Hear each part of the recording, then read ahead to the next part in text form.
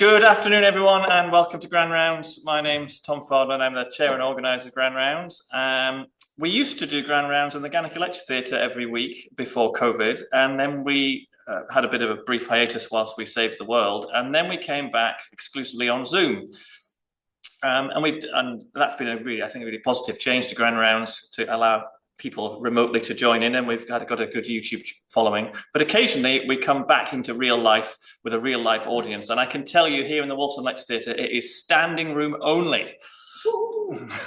Cheers from the crowd of people who've come to listen to the talk in person. There are a number of people on Zoom, and this will obviously go onto YouTube in the future as well when I edit it all up. But today's talk, I'm delighted to introduce Professor Stewart Forsyth, who was a consultant paediatrician here in NHS Tayside for many years and was the medical director between 2005 and 2009, we think, which is the years I was a registrar here, which I was just saying to Stewart beforehand, it's a good job we didn't really meet very often, because that would have been me in a lot of trouble if I'd been hauled up to level 10. But Stewart has been retired for some time now, but continues to have an interest in his specialist interest of paediatrics, and he's going to talk to us about nutrition. It's a double header from last week's talk about nutrition, but Stuart's written a book about this, and I think he's going to touch on that. I'm looking forward to an interesting talk. Audience back on Zoom. Any questions? Usual story. Please put them into the chat, and we'll come around to it at the end. So thanks very much, Stuart.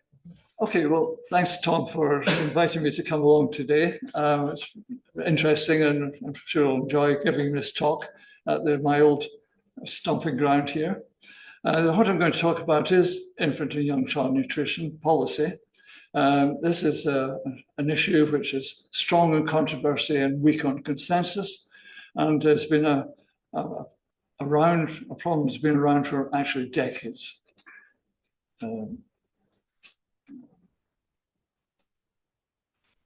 The right nutrition at the right time is a mantra that is important throughout life, but is especially applicable in, in early life, where normal growth and development can form the foundation of future health. A newborn infant will be expected to double their birth weight in 6 months and treble their birth weight in 12 months. Infant nutrition is therefore recognized as being critically important, but achieving consensus on how it should be delivered can be problematic.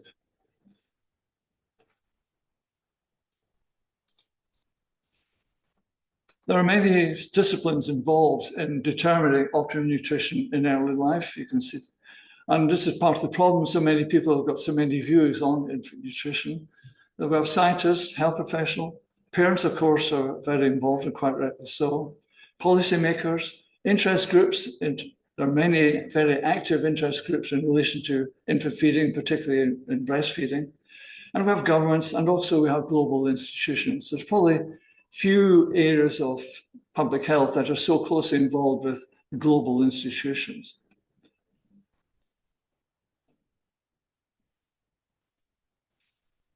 As I say, the policy-making process has been a bit of a theatre of conflict.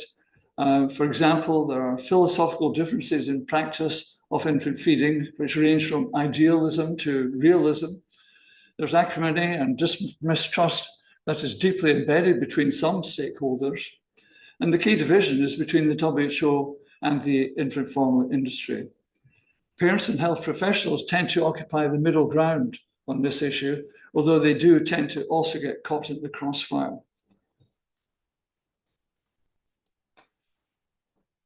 This has been, since I retired from my clinical post, I have been looking at how things could be done better. And on the right-hand side is the cover of the book that I've written. And the key questions that I wanted to address when I started out doing this was, how can the feeding of young children worldwide generate so much conflict and division?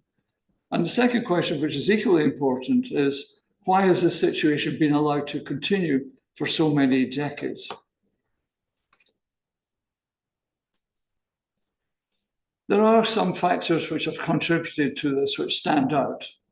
The first one, the catastrophic legacy of infant feeding. And this goes back to the abuse of infant formula companies in the most deprived countries in the world, selling their product when conditions were inappropriate for preparing that product. Policies also tend to lack specificity and certainty of evidence, and one of the problems we have in terms of infant feeding research is that we cannot undertake randomized controlled trials on breastfeeding, and therefore the research evidence is very much dependent upon prospective studies and systematic reviews. And there is a resistance to innovation, particularly in the field of infant formula. Many of very much the breastfeeding activists feel that innovation in infant formula is purely driving for a larger market and increased profits. And then, as I said, there is institutional dominance. We have, particularly in the UN family and particularly with WHO, who are very much setting what they decide are global policies, which may not be appropriate for individual countries. Sorry, I'm slowly doing this, but.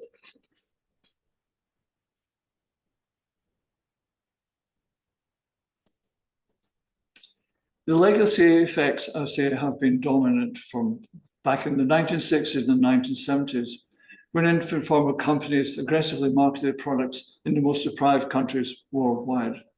Morbidity and mortality was of epidemic proportions. This legacy continues to impact on the attitude of WHO breastfeeding activists to form the industry today. And also it impacts on health professionals as well, as WHO activist groups campaign against health professionals who collaborate with industry on research or clinical matters, as they view this as a conflict of interest. This rather austere individual is Henri Nestlé, who is born in 1814, German-born Swiss confectioner, and the founder of the company Nestlé, which of course today is the world's largest food and beverage company. In 1867, Nestlé produced a powdered milk product. These products were available increasingly after that time, and even in the United Kingdom, we had the national dried milk, which was introduced in the 1940s when fresh milk was rationed during the war. This was a full cream powdered milk, and it was discontinued in 1976. The consequences of marketing and promotion of infant formula in deprived countries was related to the lack of clean water and sanitation in these countries. The transmission of infection through the infant feeding bottle resulted in increased morbidity and mortality. And this went on for decades. And it wasn't until 1974 when Warren Want undertook their investigation and reported these high mortality rates and clearly represented the link between the infant formula and the mortality. So this was a defining moment. And it really brought this attention to a much more international group, and particularly one of the key components in this international group who really took this forward in a great successful way was Senator Edward Kennedy, who you may recognize or may not recognize, the brother of JFK Kennedy, the brother of Robert Kennedy Sr., and of course you'll be familiar with Robert Kennedy Jr. now. I think there's very little comparison between these two candidates. But what Edward Kennedy did was, I say, he actually established a federal hearing on this. And at the first interview, he was interviewing a senior member of Nestlé, and he put this to him, saying, can a product which requires clean water, good sanitation, adequate family income, and literate parents to follow printed instructions be properly and safely used in areas where the water is contaminated, sewage runs in the streets, poverty is severe, and illiteracy is high? The response from industry was very defensive. They said that instructions are provided on the preparation of the product, although of course many of the parents would not be able to read or write. Boiling water is recommended. Of course, they wouldn't have access to boiling water. Industry sells the product to a distributor or retailer, and therefore they were distancing themselves from the actual customer. And industry has no control over water supplies or safety. So very much as they're distancing themselves from all these factors, which clearly very much implicated in the mortality.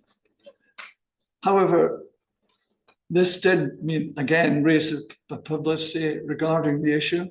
And the WHO was instructed to bring together various disciplines, professionals, to create an international code of marketing of breast milk substitutes. And this was published in 1981.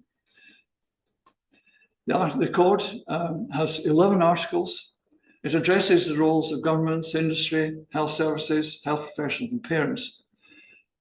But it surprisingly does not address the roles of WHO, UNICEF, and the World Health Assembly, which in retrospect I think has been a major mistake, because they have assumed leadership in this area and have very much adopted their own views about it and tried to transmit these in their global policies.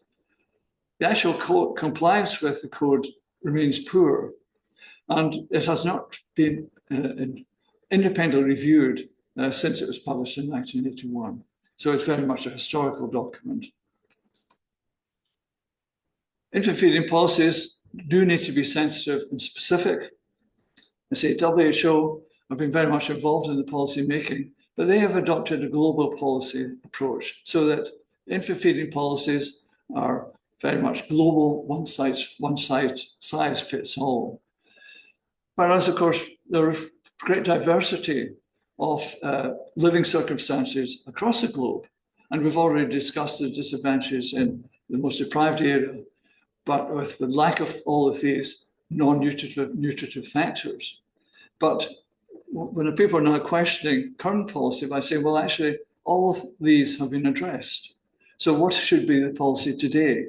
And for example, in the United Kingdom, we're still adopting the WHO policy on infant feeding, whereas the evidence suggests that the policy could be quite different, and I'll return to that in a moment.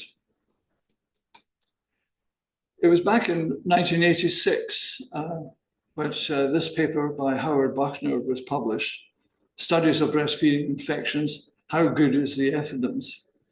And what they did was reviewed the literature, and they came to the conclusion that breastfeeding has at most a minimal protective effect against infections among infants from industrialized societies. And they felt that a lot of studies were poor from a methodological point of view, and gave recommendations on future studies. Avoided, most of this is fairly common, you would expect this. But even the last one is often problematic, definition of breastfeeding. In many studies, you'll find actually what they consider as the endpoint for breastfeeding is quite different from other studies. It was also at that time, say in 1986, that I got a visit from Peter Howie, who then the Professor of Obstetrics and Gynecology here. I don't know if he'll be online or not. But he was an unusual obstetrician in that his research interest was lactation. And he came to see me. I was at this point a very, very young consultant, neonatologist, responsible for neonatal services in Tayside and the special care baby unit. And he came to see me and said, showed me the paper. And he said, why don't we do a study here in Dundee, addressing these methodological standards? We've got a fairly tight fit area here. We've got, we could call it an industrialized society. And so we set about that, and we got a grant from what was the previous government arrangement here in Scotland, and we set about undertaking this study. And ultimately, we published papers in the BMJ in 1990, 1993, and 1998. We were able to prospectively gather all the information we possibly would require to analyse the data of the effect of infant feeding on health of the infants during the first 2 years of life. The most significant factors were, again, fairly predictable. They'd be the maternal age, social class, smoking habit, and in the paternal side of the social class and smoking habit. We were able to, after recruiting and following up for 2 years, we were able to produce our first data on the gastrointestinal illness in the first year of life by social class. You will see that, not surprisingly, if you just look primarily at social class, that they will see increased incidence of gastrointestinal illness in the families from the lower socioeconomic groups. When we added in their infant feeding history, we found that, yes, not surprisingly, gastrointestinal illnesses were highest in the bottle-fed infants for both the higher and lower socioeconomic categories. But with increasing breastfeeding, these levels dropped dramatically again for both the higher socioeconomic groups and the lower socioeconomic groups. And that was illness in the first 2 years of life, the first year of life. And then when we looked at, there's statistics for gastrointestinal illness, which is a significant effect. Otitis media, again, there was a significant reduction in the breastfeeding groups. And respiratory illness, although there's a reduction, it was not it was significant, but a relatively low reduction in respiratory illness. We followed up these children at the age of 7 years. And again, when we added in both the milk feeding history and also when they were introduced to solid foods, what we found was there was, again, a significant reduction in those infants who received breast milk, even if they had introduced solid foods before 15 weeks. And this data was adjusted for sex of the infant, parental asthma, and social class.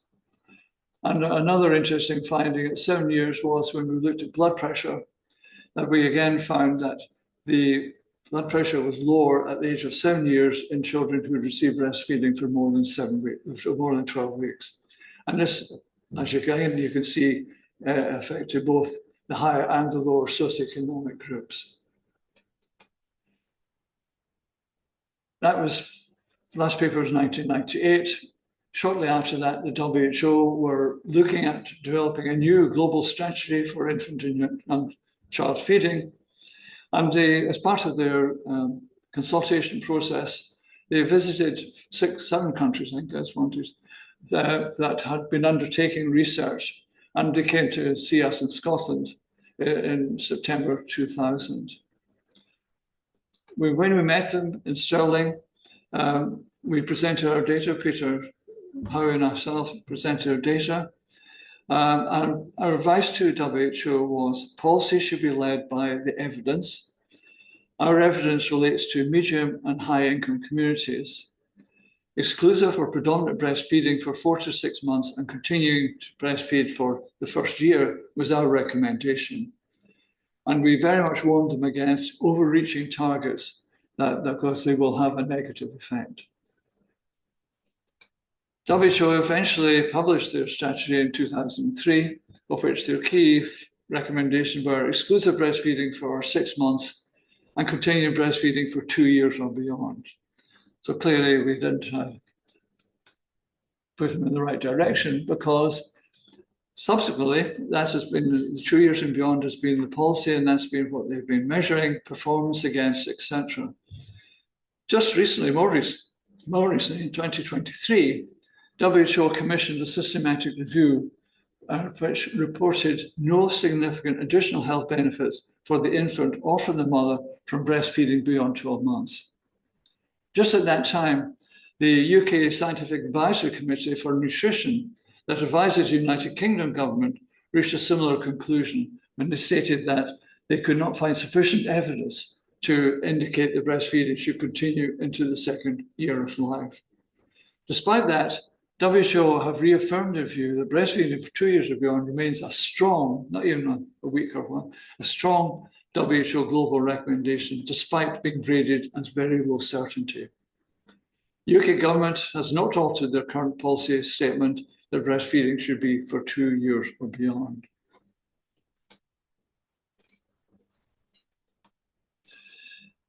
In breast milk, there are many biofactors that are being increasingly recognized and their function is being identified.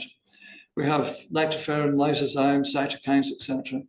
And the highest concentration of all of these factors you'll find in colostrum, which is obviously the fluid that comes initially from the breast at the first feed. And the next highest levels are in early breast milk. And what these factors do is they actually gradually diminish in breast milk during the first year of life, which again does raise questions about other benefits for breastfeeding beyond 12 months. The two that are most commonly now being looked at from an infant formula perspective are oligosaccharides and omega-3 fatty acids. And we were interested in omega-3 fatty acids and undertook some research on that. The reason it interested us in omega-3 was because of their involvement in brain development. Here we have a brain of in the lower half of the slide, a 26-week gestation baby, and then on the top, a 40-week gestation baby. Well, markedly different, and that takes place in only 14 weeks. And you can see that the full-term brain looks bigger, but looks even macroscopically, looks more complex. When you look at N3 fatty acids that accumulate in the forebrain, and this is based on pathological studies on infants who had died of sudden infant death syndrome during the first 2 years of life. And you'll see here that in the yellow line, that's the DHA, docosahexaenoic acid, 22,6-N3, which is a fatty acid of interest. And the reason it's of particular interest is that breast milk always has DHA in it, but the infant formulas at that time did not have DHA. And seeing this data, where you have a sudden increase, dramatic increase during the first 2 years of life of this fatty acid in the brain, certainly raised the issue of whether infant formulas should be supplemented with the N3 fatty acids. And in fact, this was again from a study from Farquharson again on sudden infant death babies. When they plotted the DHA level in the cerebral cortex and looked at how they were fed during that time, you'll see the yellow dots. They were for infants who were fed on breast milk, whereas the purple and turquoise triangles, they were fed infant formulas but were not supplemented with DHA. And there's a small rectangle down in the bottom left, which was a preterm infant, who was also fed a formula that did not include DHA. And so therefore, important message here was that if babies do receive DHA, either in breast milk or infant formula, then they will increase the concentration of DHA in the brain. And what we then wanted to know was, well, okay, does that make a difference? Is there a functional difference?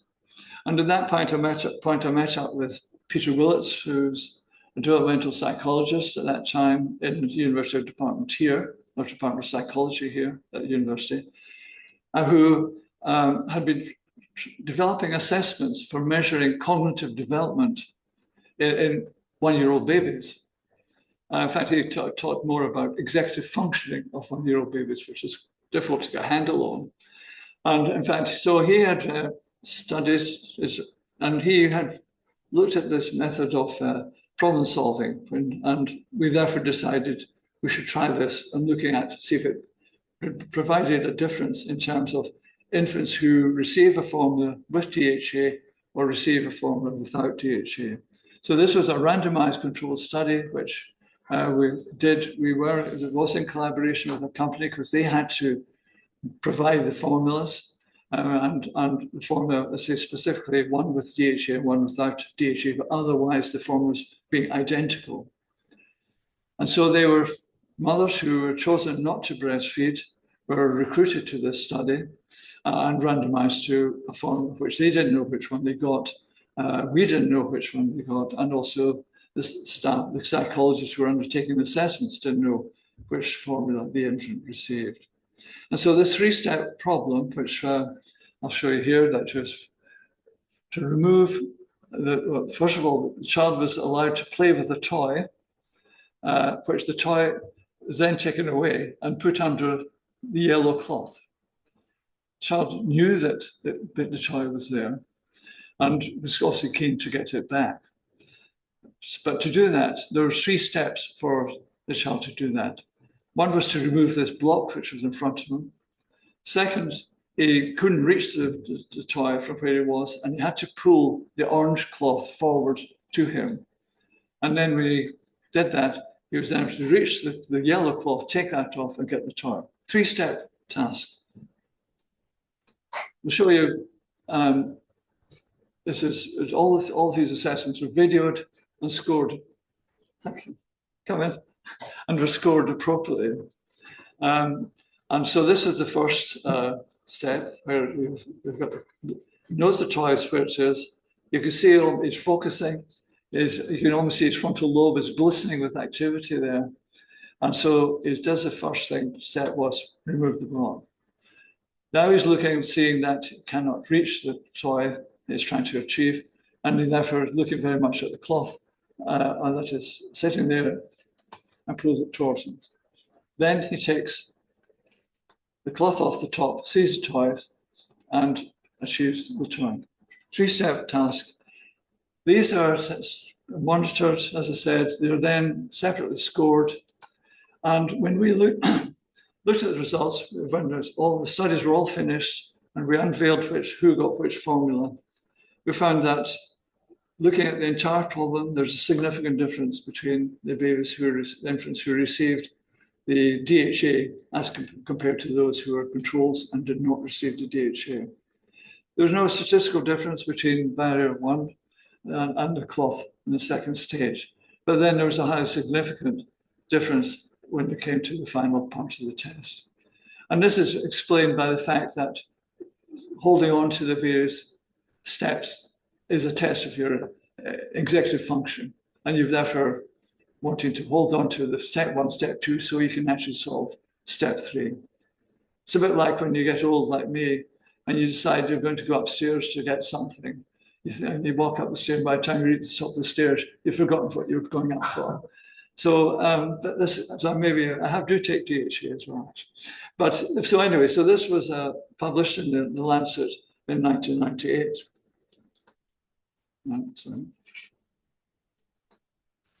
So I've done something here.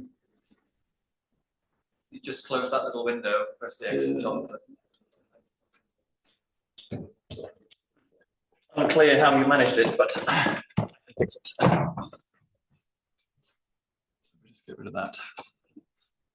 Back onto that. Okay. LC provides an effect in the cell membrane of all organs within our body, and there's been a lot of work undertaken looking at lung function, looking at insulin sensitivity, immune function in particular. And so it's recognized as a very important nutrient. However, back in 2011, one of the US companies, Mead Johnson, had looked at all the literature, and they felt there's a good case for making a health claim on DHA being added to infant formulas. And they submitted their application to the European Food Safety Authority, EFSA, which is, supplies information to the European Parliament, and is a very highly recognized governance body. And they actually looked at the literature and agreed that the health claim of DHA being added to infant formula should go ahead. Then there was the effective lobbying by an organization called Baby Milk Action. These are breastfeeding activist group, very effective in what they do. They approached some of the MEPs in Brussels from the UK, and they encouraged them to submit a resolution that opposed the adoption of the health claim.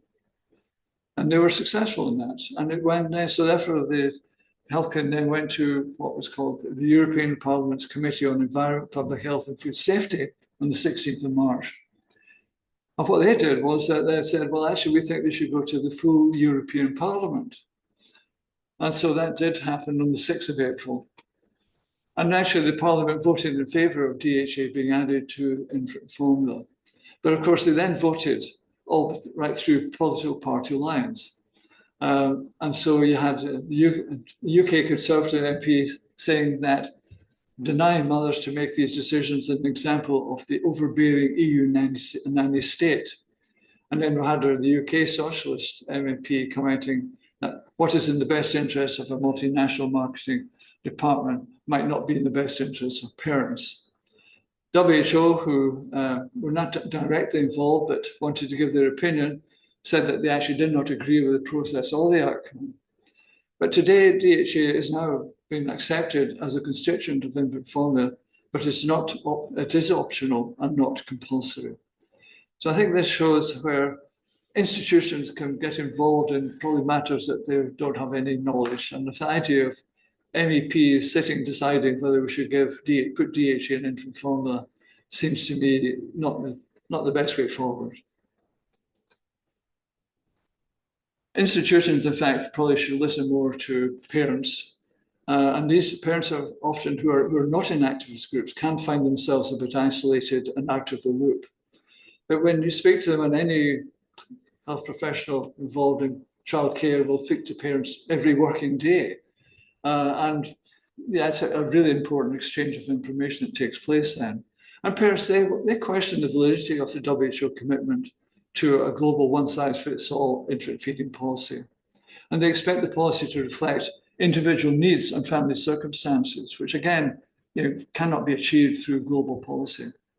They respect the advice and support of the local health professionals because they feel they understand not only their living circumstances, but what are their concerns. And they expect a safe alternative to be available if they have difficulty with breastfeeding.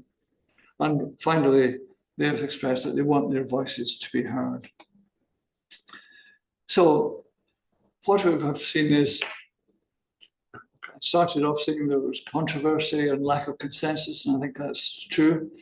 And the major controversy centers around this relationship between WHO and Nestle. And you probably don't know if you're aware, but we have, obviously the WHO we know is in Geneva. Nestle's global headquarters is in Vevey, which is just 1 hour and 14 minutes drive from the WHO headquarters. And yet they will not sit down together, no, not to discuss this issue and discuss how they can collaborate to address the nutritional needs of children in less desirable locations. So my final reflections, which I included in this book, there are many systemic deficiencies in policy management that need to be addressed. Long-standing behaviours of individuals and organisations have left an indelible mark on this vital area of global public health. You'll see I titled the book The Wasted Years, and I've said that the wasted years must end and a fresh start must begin. An independent review will provide new thinking, new priorities, and new people. Thank you very much.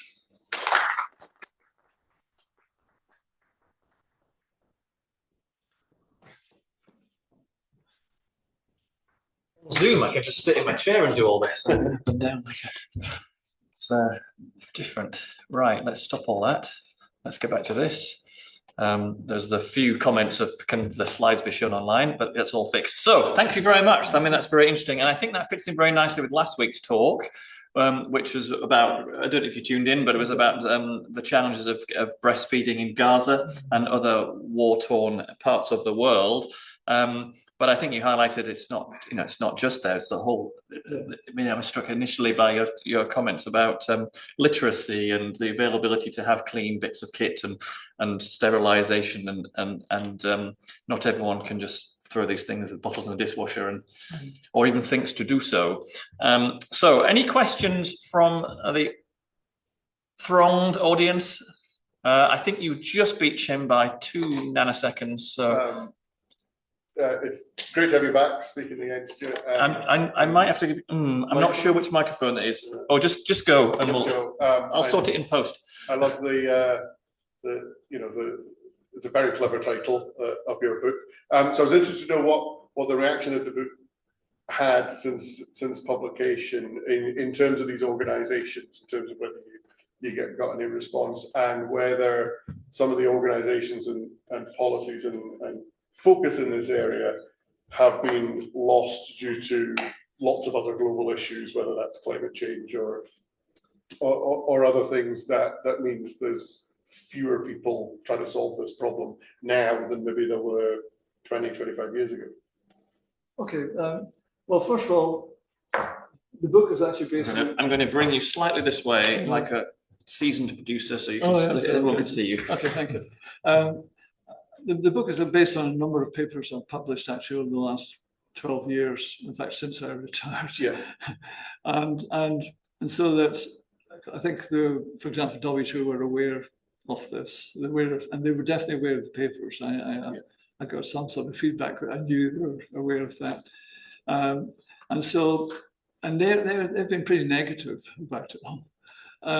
But actually what kept me going was I decided what I was going to do is I was just going to submit papers to established scientific peer-reviewed journals. I wasn't going to be writing documents into some ladies' magazines and things like that, or have a podcast. Or I really wanted to try and see what the reaction would be from people who are very much in the academic and clinical side of things. And the papers got published. I mean, I thought they would be rejected, but actually, there's actually a lot of people out there who sympathize, I think, with this. But of course, there are a lot of people who actually remain silent, but I'm quite happy to sort of quietly give a good reference so it gets published, as I discovered. Right. And so that, and also some of the journals, I mean, Journal of Paediatric Gastroenterology and Nutrition, first paper was in Archives. And in fact, what happened there was I sent it to Archives, published, and that was in 2010. And the next year was going to be the 30th anniversary of the code. So I tried to make contact with WHO at that point, and I decided I would just phone them up. So if I sent an email, they'd probably not answer. So I decided I'd just phone them up. And I got through actually to the right department and to a senior member there who, in a very short conversation, said, okay, right, send the paper and we'll get back to you. Of course, I never got back to me. But at least, again, I made that point of contact. So they knew I was around. And certainly have, if you look, you'll find actually WHO become very, I'll put it this way, they've crossed the line to a certain extent. They've aligned themselves with activist groups, and they've very much taken a hard line on breastfeeding. And I think that they're running into trouble trying to justify that, and particularly, as I was saying, when they do a systematic review, they find actually the evidence does not support the policy. So I think there is some movement, but I don't know what's going to happen, whether they just stick to their guns. But I think there is a moral as well as an academic element to this, why they're doing that. Thank you. Jim. Kind of similar, because this partisan with WHO MEPs are different, but that was 2010. Yeah. Today, in 2026, where social media is a lot more powerful platform, which could put additional pressure. I mean, I wonder whether, because one is mindful, social media has an impact on e-cigarettes or whatever. It is a powerful platform. What are your thoughts? I mean, well, I think that's right. And I think that don't worry, they're just really early. Sorry. And you're hugely intimidating. Yeah, I think you're right. AI is really on its way, and we could use that. But of course, there are concerns that that'll have, from a WHO perspective, have an opposite effect. It will encourage, the industry will use it as well. And so it's trying to control that, it's trying to control industry. And my view with them is that we need to have a good argument. Parents are not going to, today, because they're switched on as well. They can go and do their own research as well. And so you've really got to have fairly clear, strong arguments. And you cannot say every mother must breastfeed, because actually many mothers have difficulty breastfeeding. And I think that's something which I didn't mention, but there's, they're looking at the genetics of, Peter Howey looked at the hormonal control of breastfeeding years ago. But now, of course, we're looking at the genetics that control hormones. And in fact, there's good evidence that there is genetic variation, and that genetic variation maybe results in a different spectrum of capability to breastfeed. The dairy industry are well ahead of us in this. They've recognized some years ago that their cows, the dairy cows, with genetic markers which are associated with high milk production, and there's genetic markers that are associated with low milk production. And I think we'll find there is a genetic variation. So you cannot say that every mother will successfully breastfeed according to their policy. You just cannot do it.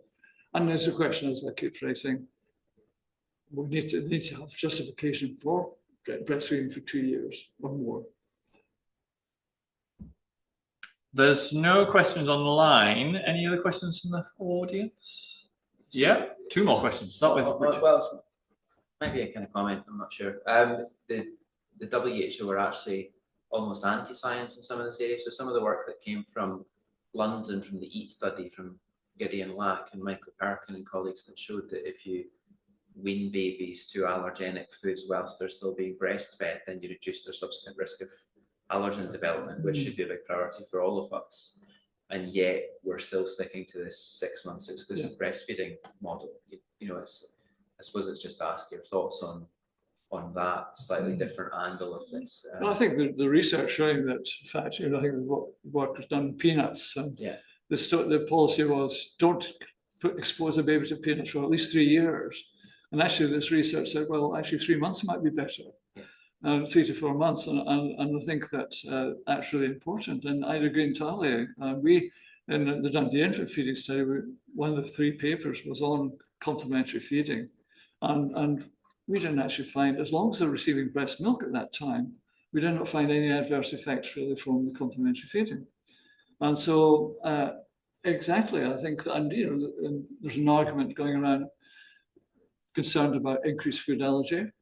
And maybe does this coincide with the WHO policy of exclusive breastfeeding for 6 months?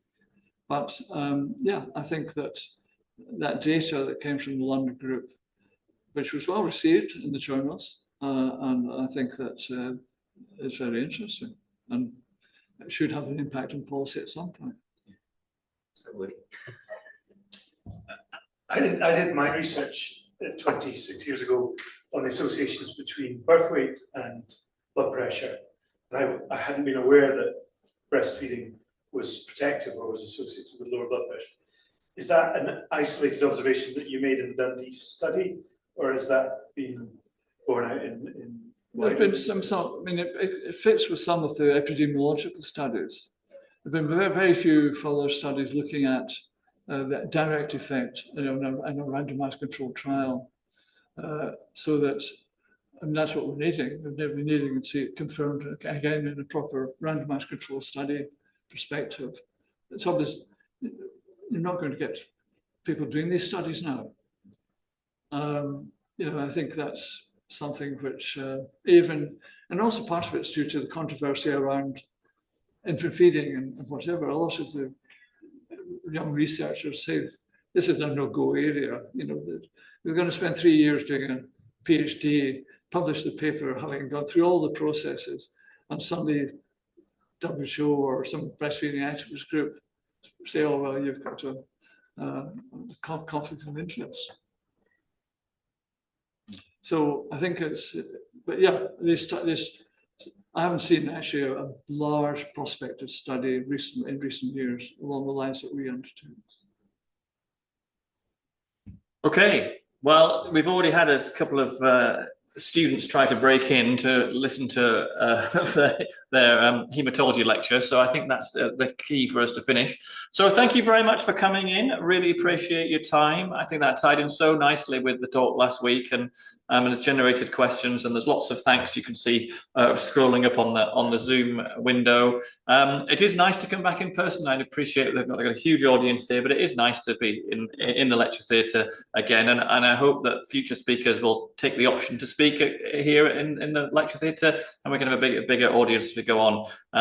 But encouragingly, we now have over 1,000 subscribers to our YouTube channel, and we've had some of the the most popular videos have had well over 2,000 views. So we're getting out there slowly but surely. We're getting the message across in the modern world. So thanks again for coming along. Thanks to the audience. Thanks to you at home. All the IT shenanigans, but we'll fix it all for next time. Thanks very much. Okay, take care everyone, and I'll see you next week.